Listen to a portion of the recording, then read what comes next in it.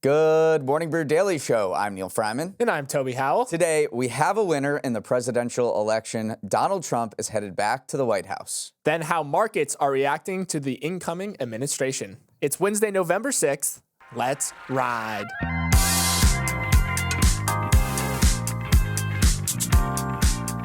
Former President Trump can soon drop the former. About a half hour ago, at around 5:30 a.m. Eastern Time, news outlets projected that he was elected as the 47th President of the United States in a historic political comeback. It's an unprecedented or nearly unprecedented victory. At 78, Trump is the oldest person ever to win a U.S. presidential election. He's the first president in 132 years since Grover Cleveland to serve 2 non-consecutive terms in office. And he's also the first president, current or former, to be convicted of crimes. And we will dig into all the results and all the reactions from markets in just a bit. But first, a word from our sponsor, Yahoo Finance. Neal, amidst all the uncertainty of an election night, it's great to have a partner like Yahoo Finance. They can help you cut through all the noise so you can make sense of a volatile time for stocks. Maybe it's reading a news story or digging into some of their analyst ratings. Whatever you need, they're a trusted place to navigate the market right now. Yep, and it can feel like a rocky time for you and your portfolio, but Yahoo Finance can help you find that stable ground by getting you the news and real-time market data you need to make the best decisions possible. So head to yahoofinance.com to see more of what they have to offer. Okay, let's dive into the results of this election and what it could mean for business and the economy. As we record this at 6 a.m. Eastern, Trump has won 277 electoral votes, putting him over the 270 threshold needed to win. Kamala Harris, a Democrat, has 224. She was aiming to become the first woman president of the United States, but like Hillary Clinton before her in 2016, lost to Trump. Polls showed this race being a coin flip, but in the end, Trump blanketed the map in red. He won key swing states, including Pennsylvania, Georgia, North Carolina, and Wisconsin, with some close races like Arizona and Michigan left to be called. In the coming days, pundits will analyze this race to death to try and explain what went so right for Trump and so wrong for Harris, because this was a clear-cut victory as they come. Here is a crazy stat. According to CNN, there wasn't a single county in the U.S. where Harris outperformed Biden in 2020 by 3% or more.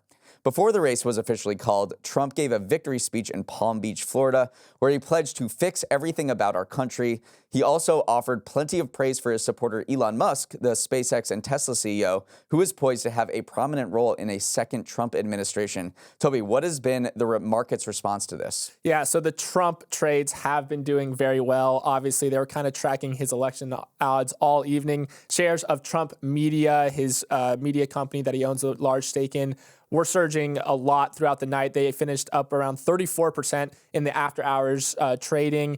They fluctuated throughout the day as his election odds ebbed and flowed, but they settled into a nice gain as it became clear that Trump was going to win. Bitcoin also surged. Trump has promised to be this very crypto-friendly, embrace the crypto community candidate. So Bitcoin actually reached an all-time high, crossed the $75,000 threshold. Dogecoin also jumped 16% as well. That's a trade that is kind of within the Trump-Elon orbit, if you will. And then also the U.S. dollar jumped as well, especially compared to the currencies of several major Asian economies, especially compared to the Mexican peso, because the idea is that Trump is going to bring these tariffs, bring these tax cuts that could potentially reignite inflation and keep borrowing costs high, et cetera, et cetera. Right, and that's why you see Treasury yields spike as well. They went straight up. This is a bet that Trump's policies in a second term, like those tariffs, like a lot of deficit spending, will actually reignite inflation and keep borrowing costs higher. Maybe the Fed is not going to cut rates as aggressively as it would otherwise. Another stock that we've been watching too is Tesla.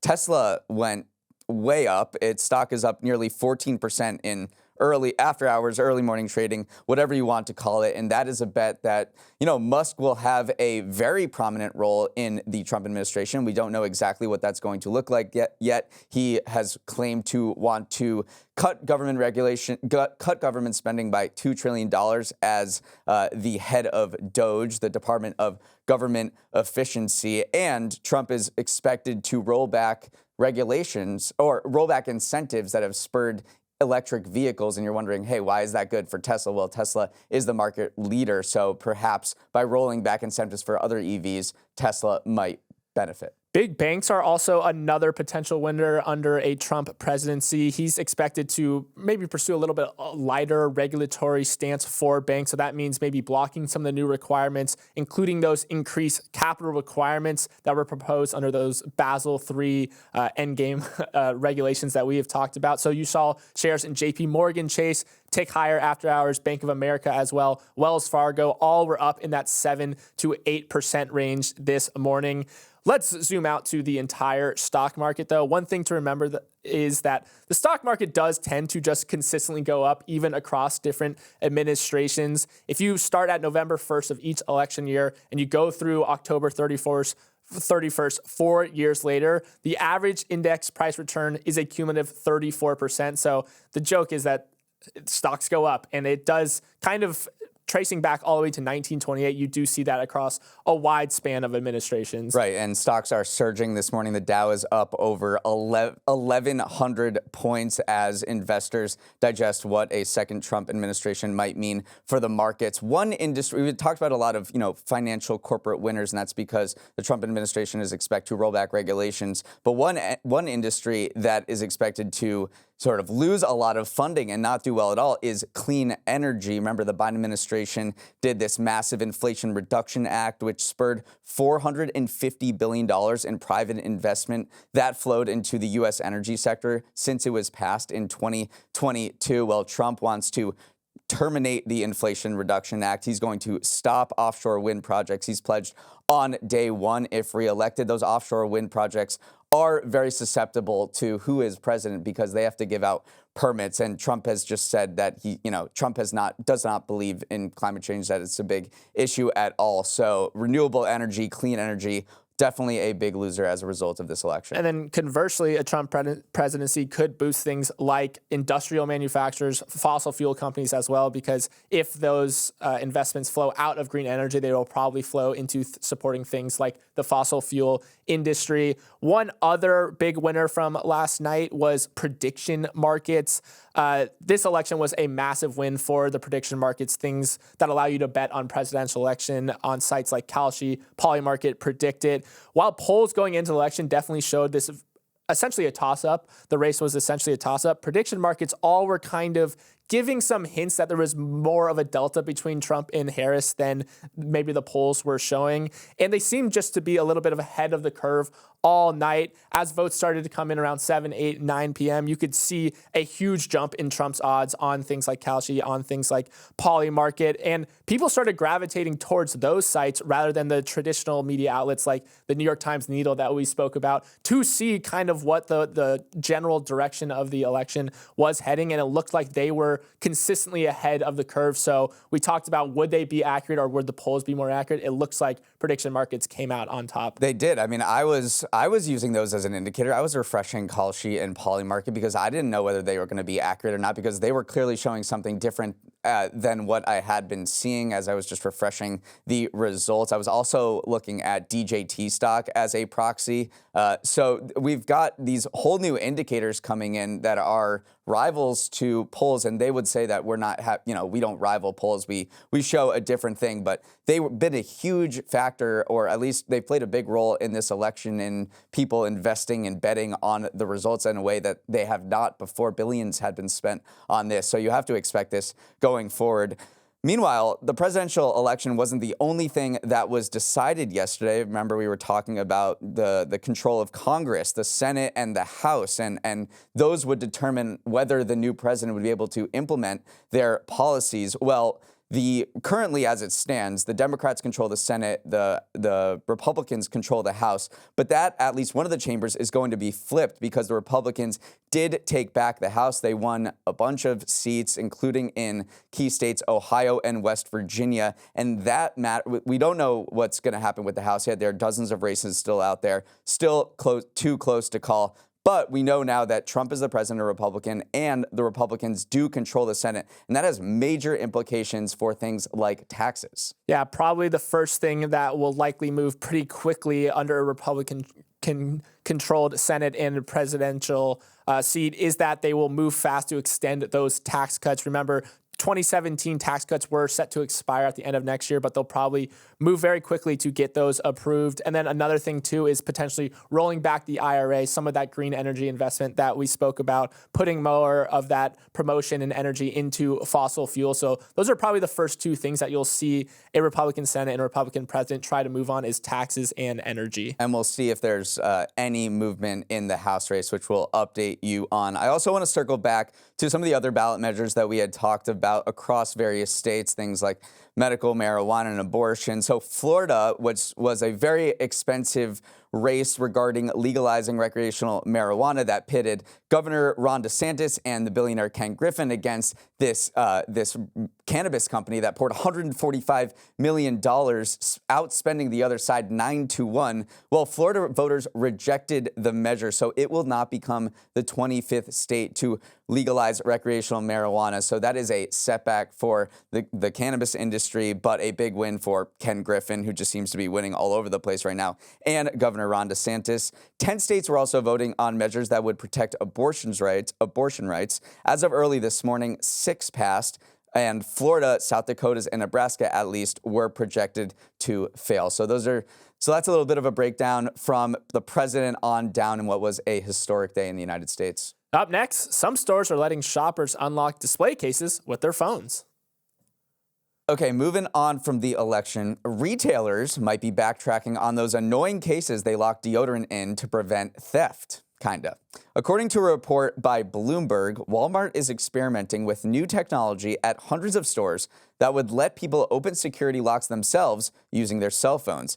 It's only being tested by employees for now, but the unlocking feature could be extended to Walmart Plus loyalty members in the future, Bloomberg said. To combat increased theft in recent years, retailers have locked up everyday products like toiletries and cleaning supplies and required customers to summon workers to open the cases for them. But turning a convenience store into a New Jersey gas station has been backfiring. Chains like Walgreens and CVS are losing business to Amazon and frustrating both customers and employees with all the extra work. So they're looking for fixes that keep those anti-theft measures in place without compromising sales.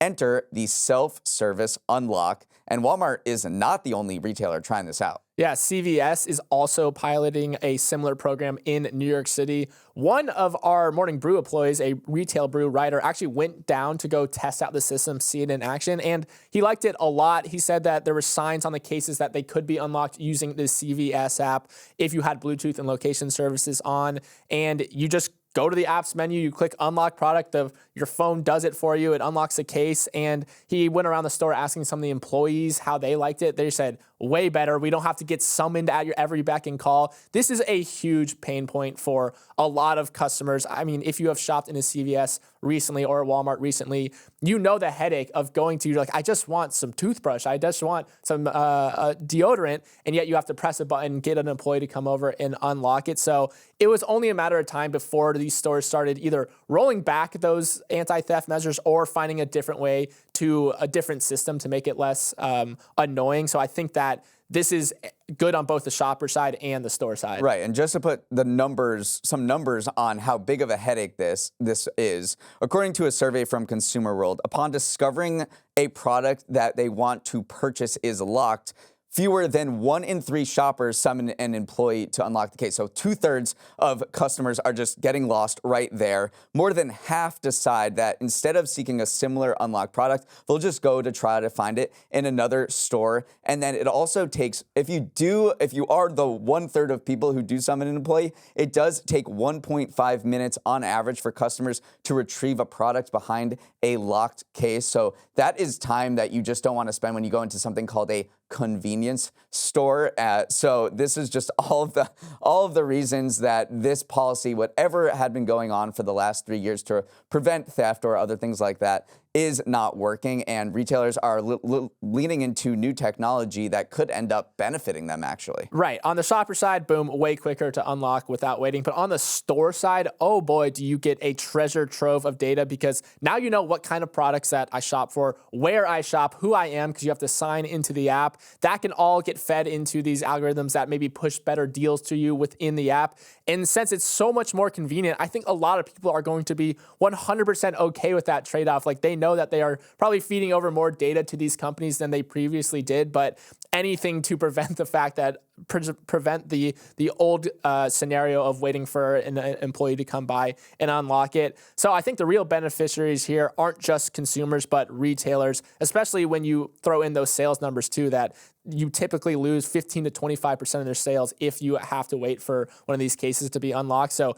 huge boom time for retailers, and also maybe a reduction of headaches for shoppers. One solution we hadn't talked about is just removing the cases. I know, yeah. I think it's because they put so many of them in that now they can't take them out. So they really back themselves into a corner, but I actually think that this new unlocking system will lead to a better business outcome for them because of the data that they get. So I think they found their way out of it if this program, Right, it is still a small pilot program that is being used by CVS and some other retailers like Kroger. Let's move on. Feeling good and living longer is now a $6.3 trillion business, according to a new report from the Global Wellness Institute. That means that the wellness industry is now 25% larger than it was in 2019. And it also means it has surpassed the pharmaceutical and sports industries in terms of size. The authors of the report pointed out that the focus on health and well-being as we exited the pandemic helped supercharge growth, as well as things like an aging population and an increased focus on mental health. But this report also applied a very broad definition to wellness, stuffing 11 sectors worth of economic activity into that $6.3 trillion number, tracking spending on everything from tourism and real estate to actual public health initiatives.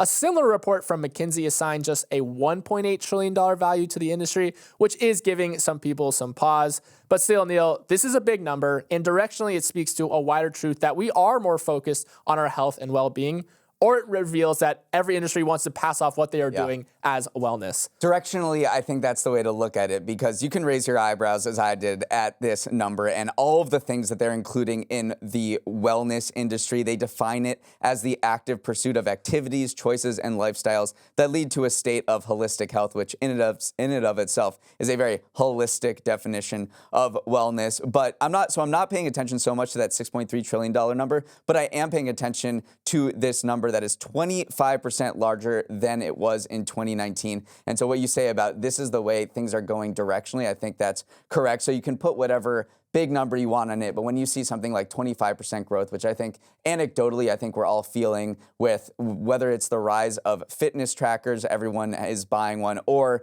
the growth of spas and health amenities on your vacation, I think there's no doubt that this industry is absolutely booming. Yeah, just off the top of my head, I mean, you have this huge explosion in GLP-1 drugs like Ozempic, Wegovy. You have this big explosion in wearables like Oura Ring, Apple Watch that gives you real-time health data. Biomonitoring companies like Levels, which does real-time glucose monitoring, are big now. In-person fitness is big once more. We see that in surging gym revenues and memberships. Even Peloton is seeing an upswing recently as they kind of come back from the dead. Sleep is a huge industry as well. I mean, think about all the smart mattresses companies. 8 Sleep is one that comes to mind. People have sleep stacks these days. So it is big. We are definitely seeing a huge upswing, whether it's $6 trillion big or if it's $1.1 trillion big. It is big. It is big, and I think a lot of people are also worried about scams in this industry and fads, and you're starting to see that with changing purchase decisions. So in that McKinsey study of wellness, they surveyed consumers and they began to see a shift away when they're buying wellness products. Consumers are shifting away from clean and natural ingredients and shifting toward those with clinically proven ingredients. They want to see that the science backs up what they're buying, and they don't seem to care less that it's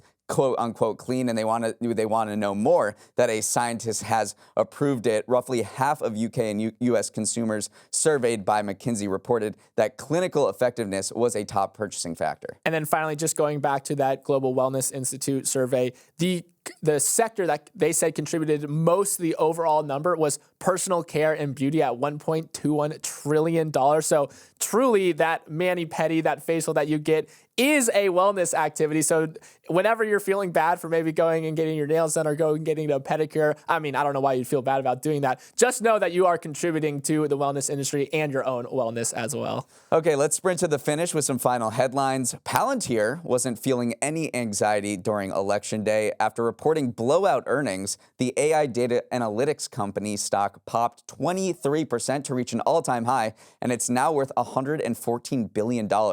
After the report, CEO Alex Karp was feeling as bombastic as Chad Ochocinco. He said, and I quote, "We absolutely eviscerated this quarter, driven by unrelenting AI demand that won't slow down. The world will be divided between AI haves and have-nots. At Palantir, we plan to power the winners." He talks a big game, but hey, they absolutely backed it up. They're one of the companies that can offer solid proof that they're making money on generative AI. I mean, U.S. revenue grew 44% year over year. So, of course, you had Alex Karp taking this victory lap. He said at the beginning of the earnings call, given how strong our results are, I almost feel like we should all just go home and not even do the earnings call. So he has definitely been criticized in the past. He's definitely a little bit of a wonky character in the Silicon Valley kind of archetype, but he has met every ounce of skepticism with an even bigger kind of return on becoming just one of the most important AI companies right now. So Palantir is definitely a name to think about when you're thinking about the AI race in general. DIYers everywhere are pouring one out for Bernie Marcus this week after the co-founder of Home Depot passed away at the age of 95. He is credited with transforming the home improvement landscape by pioneering a model of buying products directly from manufacturers, cutting out the middlemen and warehouses in the process. The resulting low prices and warehouse feel turned Home Depot into a customer hit and spawned an empire stretching 2,300 stores that Marcus oversaw as the company's first CEO for 19 years. Fascinating backstory here. So he co-founded Home Depot with Arthur Blank, who is now the owner of the Atlanta Falcons. They were working together at a hardware business in the 1970s called Handy Dan Home Improvement Centers, which I think is a great name. They got fired from that business for sketchy reasons, as according to them. And so they decided to start Home Depot, and now it has 2,300 stores across North America and more than $150 billion in annual revenue. It is the largest home improvement chain in the entire world. And Marcus was also a philanthropist. He donated a lot to right-wing causes, but he also gave $250 million to the city of Atlanta for the Georgia Aquarium, which anybody who goes to Atlanta maybe has visited, is one of the world's largest aquariums that opened in 2005.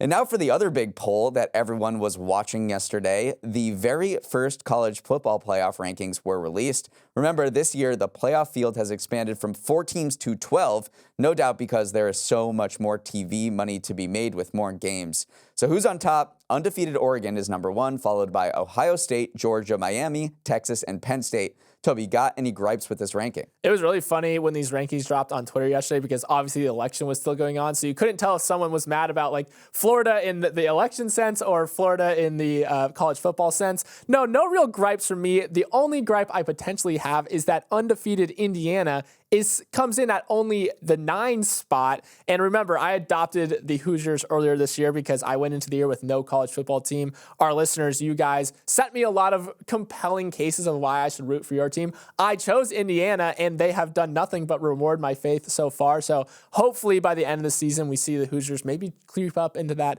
top 4 seed. It might be a little tough, but they are still undefeated. So go Hoosiers. Finally, a new bombshell has entered the Pygmy Hippo Villa. Haggis from the Edinburgh Zoo is going viral, giving Moo Deng, the OG Pygmy Hippo from Thailand, a run for her money.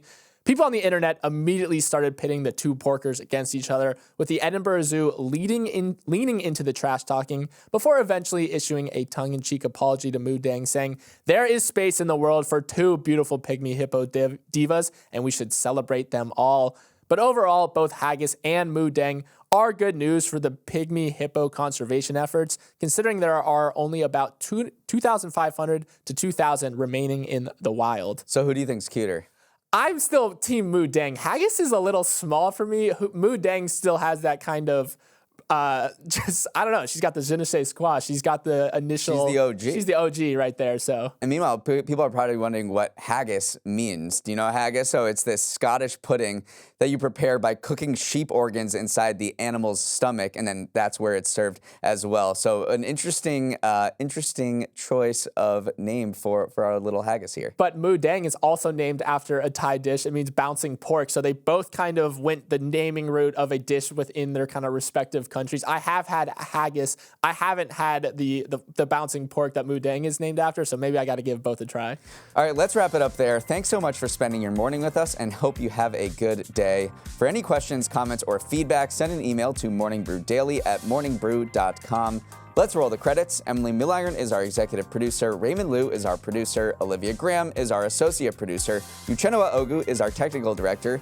And it's his birthday today, so send him some B-Day wishes in the YouTube comments, please. Billy Menino is on audio. Hair and Makeup wants a piece of this wellness industry. Devin Emery is our chief content officer, and our show is a production of Morning Brew. Great show today, Neal. Let's run it back tomorrow.